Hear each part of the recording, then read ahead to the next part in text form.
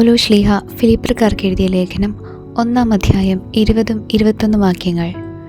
ആകയാൽ എനിക്കൊന്നിലും ലജ്ജിക്കേണ്ടി വരികയില്ലെന്നും മറിച്ച് പൂർണ്ണ ധൈര്യത്തോടെ എപ്പോഴും എന്ന പോലെ ഇപ്പോഴും ക്രിസ്തു എൻ്റെ ശരീരത്തിൽ ജീവിതം വഴിയോ മരണം വഴിയോ മഹത്വപ്പെടണമെന്നും എനിക്ക് തീവ്രമായ ആഗ്രഹവും പ്രതീക്ഷയുമുണ്ട്. എനിക്ക് ജീവിതം ക്രിസ്തുവും മരണം നേട്ടവുമാണ്. പൗലോസ് ശ്ലീഹായുടെ വളരെ മഹത്തമായ ഒരു ധൈര്യമാണ് ഈ വാക്യത്തിൽ നമുക്ക് കാണാൻ സാധിക്കുന്നത്. ഓരോ ക്രിസ്ത്യാനിയുടെയും ജീവിതവും ഇതേ ധൈര്യത്തോടും മനോവിശ്വാസത്തോടും കൂടിയാണ് കടന്നു പോകേണ്ടത്. ഈ ധൈര്യം നമുക്ക് ലഭിക്കേണ്ടത് ക്രൂശിക്കപ്പെട്ട് മരിച്ചടക്കപ്പെട്ട് ഉയർത്തെഴുന്നേറ്റ് ദൈവത്തിൻ്റെ വലത്ത് ഭാഗത്തിരിക്കുന്ന ഈശോ മിശിഹായിലുള്ള പരിപൂർണമായ വിശ്വാസമാണ്.